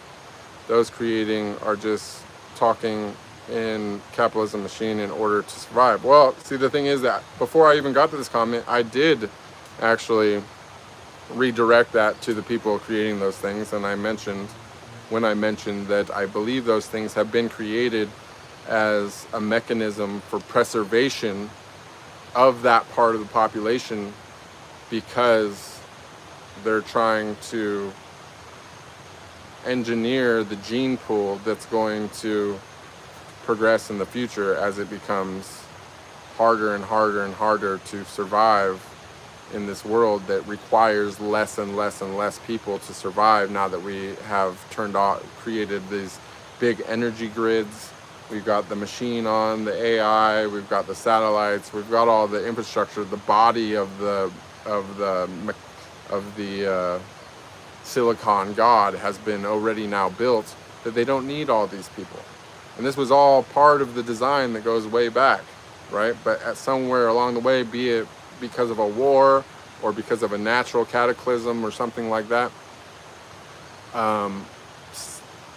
something happened where everything got destroyed somewhere in our history, and they had to recreate, they had to pretty much put all the energy to ruthlessly rebuild the infrastructure to get this thing back on, which they feel is the only solution to avoiding extinction. This is why because there has to be balance in all things. It can't just be all evil people governing us. There has to also be good people. It's the nature of duality, right? But somehow these people, the good and the evil, have come together and agreed that it's okay for a short duration of time, 100 years, 200 years or so, to totally rape the planet, to breed massive influx of slaves, and then to eliminate those slaves once the machine was back on, in order to achieve something which could only be justified if it was going to be necessary to avoid our extinction as a whole, right? Because how do you justify something that evil unless you already know how it ends, and that it ends with the total extinction of mankind and possibly even all life on the planet? So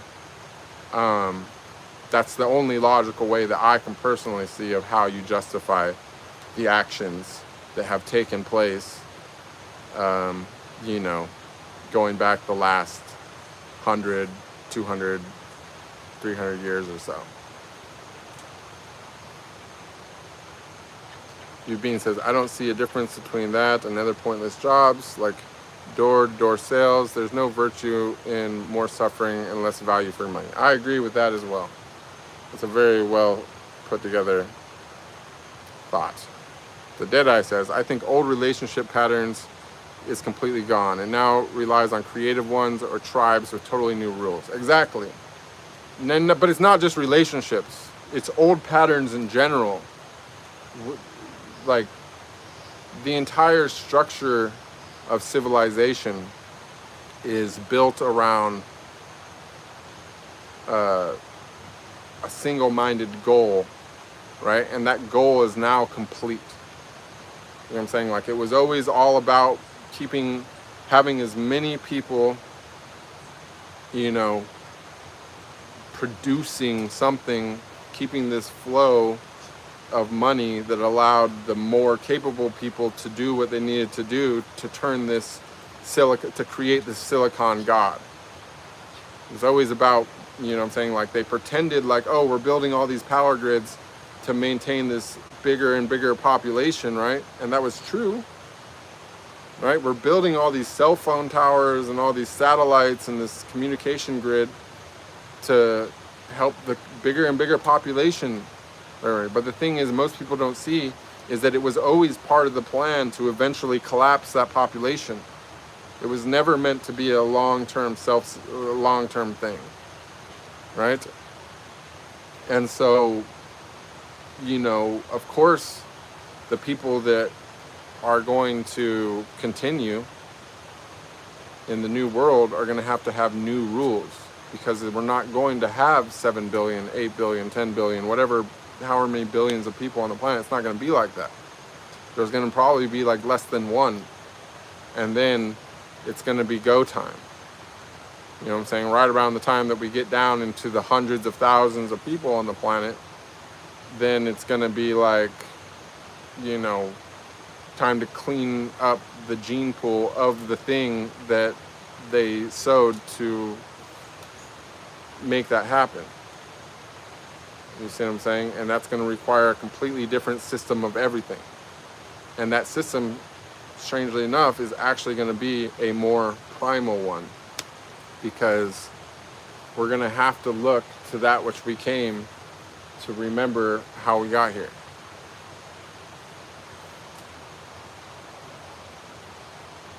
Poex says, being good at sex does not define alphas. Raising kids with love, compassion to others, nature, and making sure kids won't die from hunger till they are adults for 18, 20-year-olds defines alphas. Yeah, I would kind of agree with that. But nonetheless, the person that can do that is wasting their potential through monogamy, in my opinion. Hercules from Brazil is here. Good to see you, Hercules. Listen, we only got 6 people here. It was a good chat. We made it 2 hours. It was a dark one. It was a desolate conversation. I hope that it provided some meaning. I hope that it provided some value to somebody. I hope that if nothing else, possibly it entertained you. It entertained me. And hopefully it didn't get me flagged on any weird algorithmic stuff. I think that we're probably okay. You guys, we will be back next week, next Saturday, 6 p.m. I have put summaries in all the old streams, make it a little bit easier to view, but I also made a new playlist. And I do encourage you guys to go watch the entire journey from the start.